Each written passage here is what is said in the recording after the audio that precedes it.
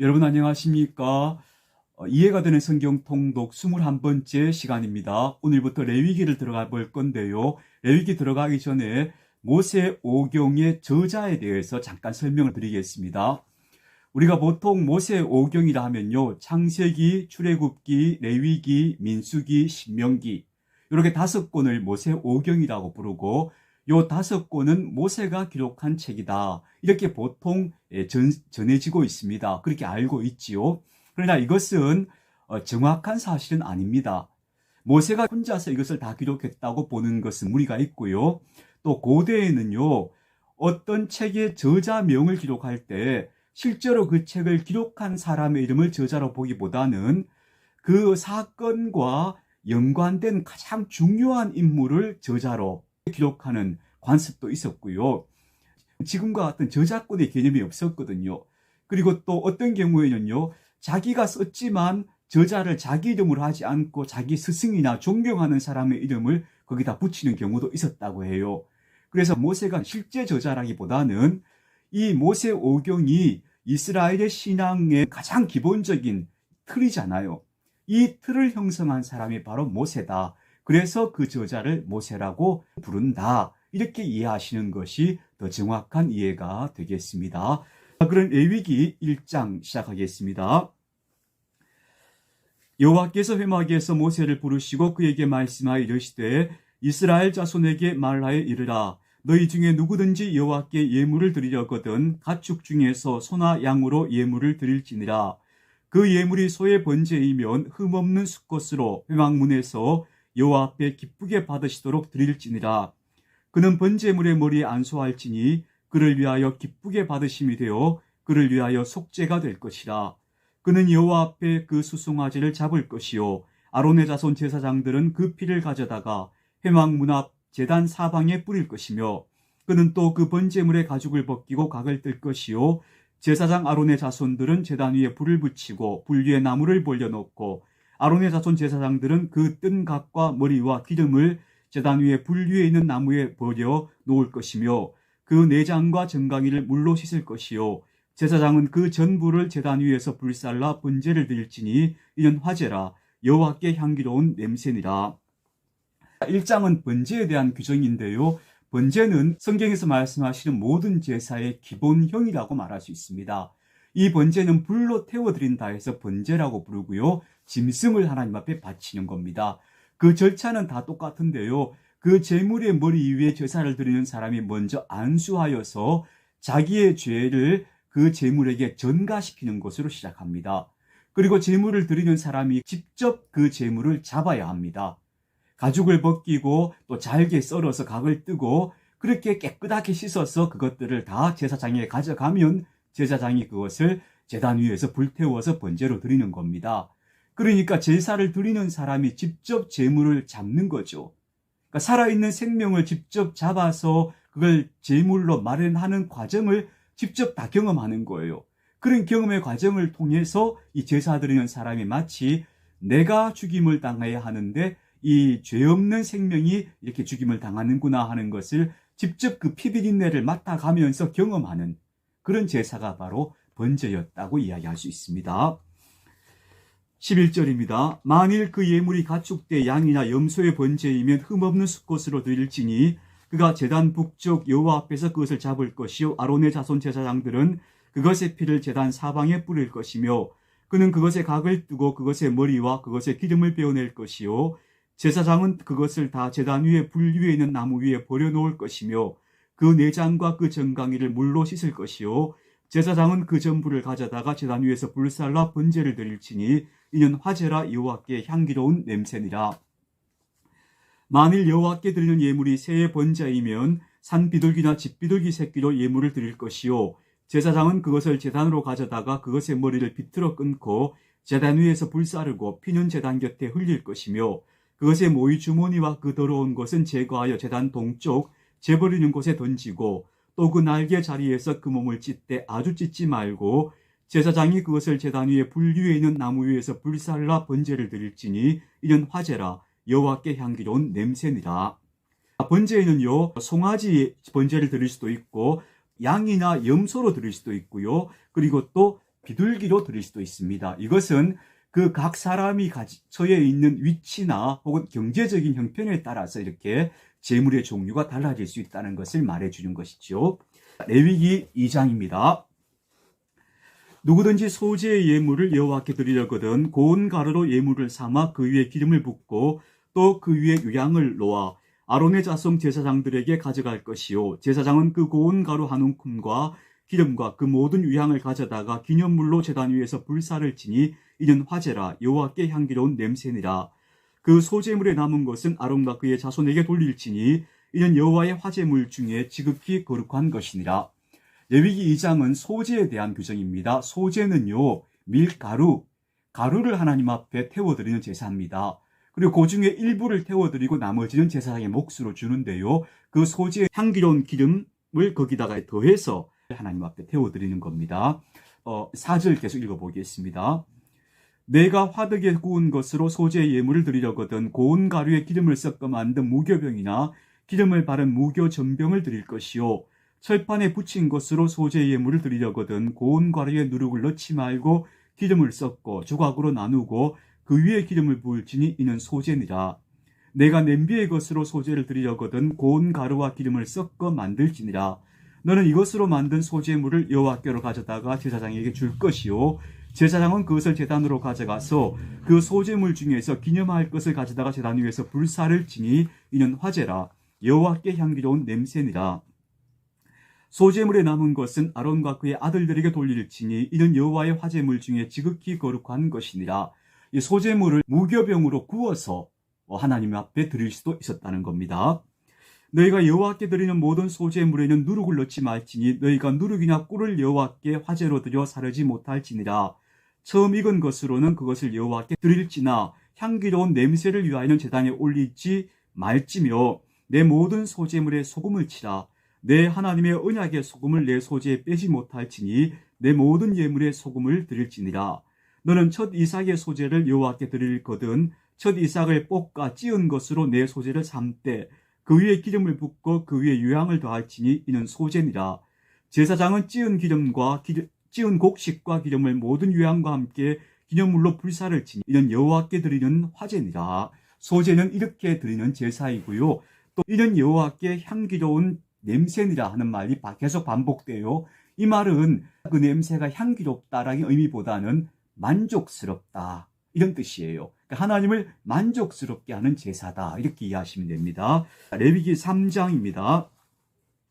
사람이 만일 화목제의 제물을 예물로 드리되 서로 드리려면 숫것이나 암컷이나 흠없는 것으로 여호와 앞에 드릴지니 그 예물의 머리에 안수하고 회막문에서 잡을 것이요 아론의 자손 제사장들은 그 피를 제단 사방에 뿌릴 것이며 그는 또 그 화목제의 제물 중에서 여호와께 화제를 드릴지니 곧 내장에 덮은 기름과 내장에 붙은 모든 기름과 두 콩팥과 그 위에 기름 곧 허리 쪽에 있는 것과 간에 덮인 거풀을 콩팥과 함께 떼어낼 것이요 아론의 자손은 그것을 제단 위에 불 위에 있는 나무 위에 번제물 위에서 살을 찌니 이는 화제라 여호와께 향기로운 냄새니라.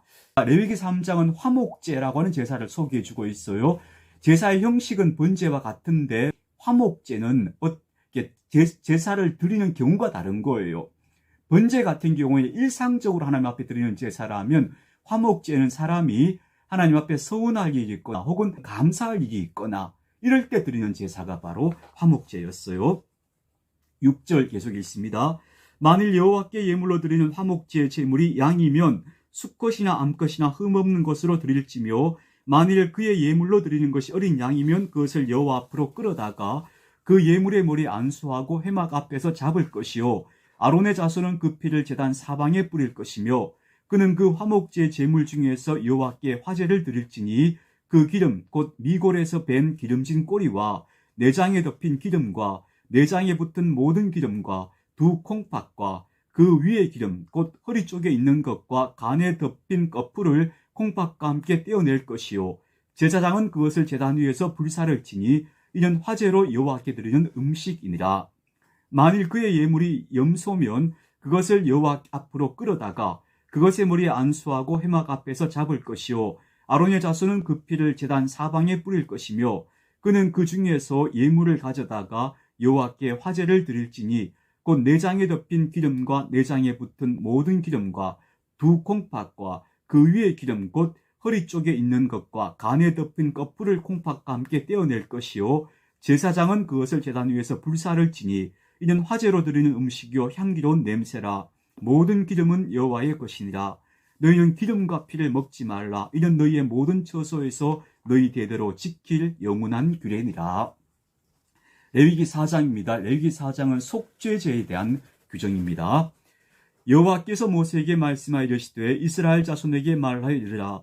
누구든지 여호와의 계명 중 하나라도 그릇 범하였을 때 만일 기름 부음을 받은 제사장이 범죄하여 백성의 허물이 되었으면 그가 범한 죄로 말미암아 흠없는 수송아지로 속죄 제물을 삼아 여호와께 드릴지니 그 수송아지를 회막문 여호와 앞으로 끌어다가 그 수송아지의 머리에 안수하고 그것을 여호와 앞에서 잡을 것이요 기름 부음을 받은 제사장은 그 수송아지의 피를 가지고 회막에 들어가서 그 제사장이 손가락에 그 피를 찍어 여호와 앞 곧 성소의 휘장 앞에 7번 뿌릴 것이며 제사장은 또 그 피를 여호와 앞 곧 회막 안 향단 뿔들에 바르고 그 송아지의 피 전부를 회막 문 앞 번제단 밑에 쏟을 것이며 또 그 속죄 제물이 된 수송아지의 모든 기름을 떼어낼지니 곧 내장에 덮인 기름과 내장에 붙은 모든 기름과 두 콩팥과 그 위의 기름 곧 소리 쪽에 있는 것과 간에 덮인 껍풀을 콩팥과 함께 떼어내되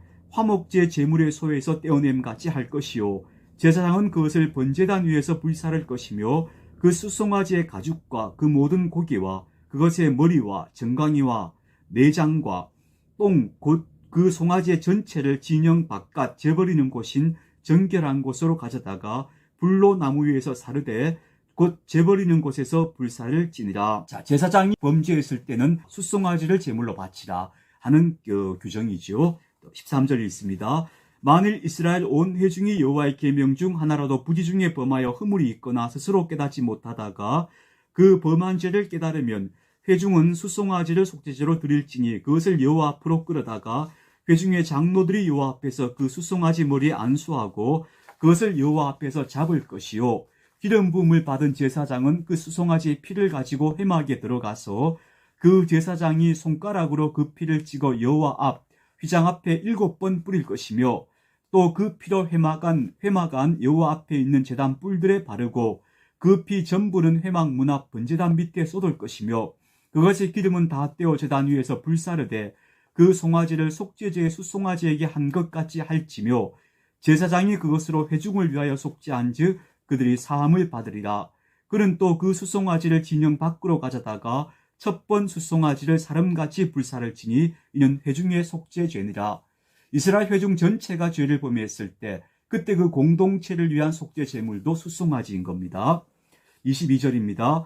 만일 족장이 그의 하나님 여호와의 계명 중 하나라도 부지 중에 범하여 허물이 있었는데 그가 범한 죄를 누가 그에게 깨우쳐주면 그는 흠없는 순념소를 예물로 가져다가 그 순념소의 머리에 안수하고 여호와 앞 번제물을 잡는 곳에서 잡을지니 이는 속죄제라.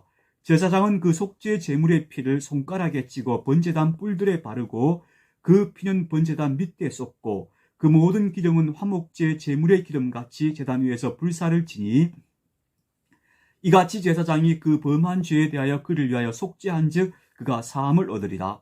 만일 평민의 한 사람이 여호와의 계명 중 하나라도 부지 중에 범하여 허물이 있었는데 그가 범한 죄를 누가 그에게 깨우쳐 주면 그는 흠없는 암염소를 끌고 와서 그 범한 죄로 말미암아 그것을 예물로 삼아 그 속죄 제물의 머리에 안수하고 그 제물을 번제물을 잡는 곳에서 잡을 것이요 제사장은 손가락으로 그 피를 찍어 번제단 뿔들에 바르고 그 피 전부를 제단 밑에 쏟고 그 모든 기름을 화목제물의 기름을 떼어낸 것 같이 떼어내 제단 위에서 불살라 여호와께 향기롭게 할지니 제사장이 그를 위하여 속죄한즉 그가 사함을 받으리라.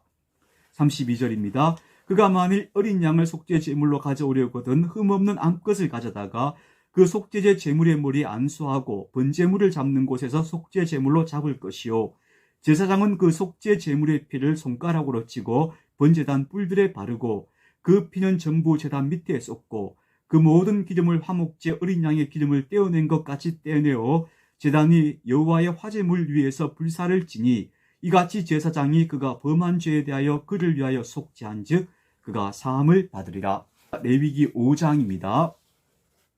만일 누구든지 저주하는 소리를 듣고서도 증인이 되어 그가 본 것이나 알고 있는 것을 알리지 아니하면 그는 자기의 죄를 져야 할 것이요 그 허물이 그에게 돌아갈 것이며, 만일 누구든지 부정한 것들 곧 부정한 들짐승의 사체나 부정한 가축의 사체나 부정한 곤충의 사체를 만졌으면 부지 중이라도 할지라도 그 몸이 더러워져서 허물이 있을 것이요, 만일 부지 중에 어떤 사람의 부정에 닿았는데 그 사람의 부정이 어떠한 부정이든지 그것을 깨달았을 때에는 허물이 있을 것이요, 만일 누구든지 입술로 맹세하여 악한 일이든지 선한 일이든지 하리라고 함부로 말하면 그 사람이 함부로 말하여 맹세한 것이 무엇이든지 그가 깨닫지 못하다가 그것을 깨닫게 되었을 때에는 그 중 하나에 그에게 허물이 있을 것이니, 이 중 하나의 허물이 있을 때는 아무 일에 잘못하였노라 자복하고 그 잘못으로 말미암아 여호와께 속죄제를 드리되 양떼 암컷 어린 양이나 염소를 끌어다가 속죄제를 드릴 것이요 제사장은 그의 허물을 위하여 속죄할지니라. 만일 그의 힘이 어린 양을 바치는데 미치지 못하면 그가 지은 죄를 속죄하기 위하여 산비둘기 2마리나 집비둘기 새끼 2마리를 여호와께로 가져다가 그는 속죄제물을 삼고 하나는 번제물을 삼아 제사장에게로 가져갈 것이요 제사장은 그 속죄제물을 먼저 드리되 그 머리를 목에서 비틀어 끊고 몸은 아주 쪼개지 말며 그 속죄제물의 피를 제단 곁에 뿌리고 그 남은 피는 제단 밑에 흘릴지니 이는 속죄제요 그 다음 것은 규례대로 번제를 드릴지니 제사장이 그의 잘못을 위하여 속죄한즉 그가 사함을 받으리라. 가난한 사람들은 비둘기로 속죄제물을 드리라는 것이죠. 11절입니다. 만일 그의 손이 산비둘기 2마리나 집비둘기 2마리도 미치지 못하면 그의 범죄로 말미암아 고운 가루 10분의 1 에바를 예물로 가져다가 속죄제물로 드리되 이는 속죄제인즉 그 위에 기름을 붓지 말고 유향을 놓지 말고 그것을 제사장에게로 가져갈 것이요 제사장은 그것을 기념물로 한 움큼을 가져다가 제단 위 여호와의 화제물 위에서 불사를 지니 이는 속죄제라. 제사장이 그가 이 중에서 하나를 범하여 얻은 허물을 위하여 속죄한즉 그가 사함을 받으리라. 그 나머지는 소제물같이 제사장에게 돌릴지니라. 여기까지가 이제 속죄제 제물입니다. 가난한 사람은 소제물로 밀가루를 가져와서 하나님 앞에 속죄제물로 드릴 수 있었다는 이야기입니다. 이제 속건제에 대해서 읽어보겠습니다. 14절입니다. 여호와께서 모세에게 말씀하시되 누구든지 여호와의 성물에 대하여 부지 중에 범죄하였으면 여호와께 속건제를 드리되 내가 지정한 가치를 따라 성소의 세겔로 몇 세겔 은에 상당한 흠없는 순양을 양떼 중에서 끌어다가 속건제로 드려서 성물에 대한 잘못을 보상하되 그것의 5분의 1을 더하여 제사장에게 줄 것이요 제사장은 그 속건제의 순양으로 그를 위하여 속죄한즉 그가 사함을 받으리라. 만일 누구든지 여호와의 계명 중 하나를 부지 중에 범하여도 허물이라 벌을 당할 것이니 그는 내가 지정한 가치대로 양떼 중 흠없는 순양을 속건제물로 제사장에게로 가져갈 것이요 제사장은 그가 부지 중에 범죄한 허물을 위하여 속죄한즉 그가 사함을 받으리라. 이는 속건제니 그가 여호와 앞에 참으로 잘못을 저질렀음이니라. 자, 속건제는요 속죄제와 성격이 좀 다른데요. 속죄제는 하나님 앞에서 그 계명을 어긴 범죄였다면 속건제는 하나님 앞에서 뭔가 책임지거나 배상해야 될 문제가 생긴 거예요. 하나님의 성물을 잘못 건드렸다거나 그런 문제들이에요. 그래서 그런 것들은 배상을 거기다 덧붙여서 하는 제사, 그 배상을 위한 제사가 바로 속건제, 제사 드리고 또 배상도 하는 거예요. 그게 속건제예요. 내일 또 이어가도록 하겠습니다. 오늘도 좋은 날 되시기 바랍니다.